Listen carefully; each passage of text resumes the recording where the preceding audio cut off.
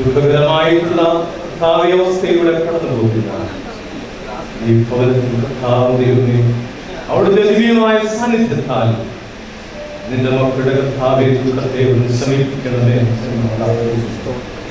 കർത്താവേ, പ്രിയമാതാവിന്റെ വേർപാടിയിൽ ദുഃഖത്തിലും പ്രയാസത്തിലുമായിരിക്കുന്നത് അവിടുന്ന് സകലവും അറിയുന്ന ദൈവമായതോ ആത്മവിശ്വാസം നൽകുവാൻ കഴിയാത്ത ജീവിത സാഹചര്യമാകുന്നുവല്ലോ വേർപാട് എന്ന് പറയുന്നത്.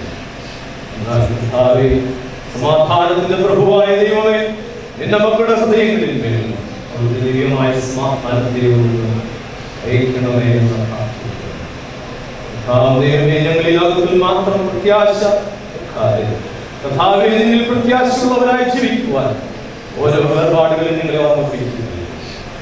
ദൈവമായ ഭാവേ, നിന്നിൽ പ്രത്യാശ അർപ്പിച്ചതായിട്ടുള്ള ഈ മാതാവിന്റെ ജീവിതത്തെ ഓർത്ത് നാമത്തെ ഞങ്ങൾ വാഴ്ത്തുന്നു.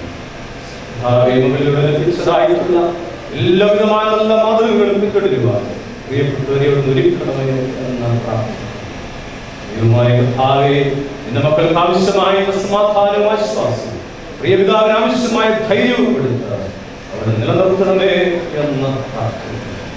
ദൈവമായ ഭാവേ, അവിടെ ഞങ്ങളെ ഓർമ്മിപ്പിക്കുന്ന പോലെ കർത്താവിൽ മരിച്ച പ്രഥന്മാർ ഭാഗ്യമാണ്. കർത്താവേ, നിന്നിൽ മരിക്കുവാൻ നിന്നിൽ ജീവിക്കുവാൻ ഞങ്ങളെല്ലാവരെയും സഹായിക്കണമേ എന്ന് പ്രാർത്ഥിക്കുന്നു. ഈ ശുശ്രൂഷകളിൽ പങ്കെടുക്കുന്ന എല്ലാവരും കർത്താവിനെ തീരുമാനമെടുക്കുന്ന അവസരങ്ങളായി രൂപാന്തരപ്പെടുത്തണമേ എന്ന് പ്രാർത്ഥിക്കുന്നു.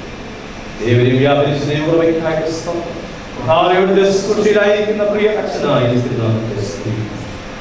ശുശ്രൂഷ നടപടിയായി ചെയ്യുവാൻ കർത്താവേ നിന്റെ മകനെയോട് ഒരുക്കിക്കൊള്ളണമേ എന്ന് പ്രാർത്ഥിക്കുന്നു. എല്ലാ ശുശ്രൂഷകളെയും എല്ലാം നിർമ്മിപ്പാൻ സഹായിച്ചു.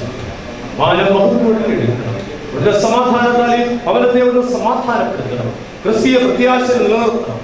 മാനവഹത്വവും അവിടുത്തേക്ക് തന്നെ ക്രിസ്തുവിന്റെ നാമത്തിൽ രക്ഷിക്കുന്നതിനുള്ള പ്രാർത്ഥന കൃപയോടെ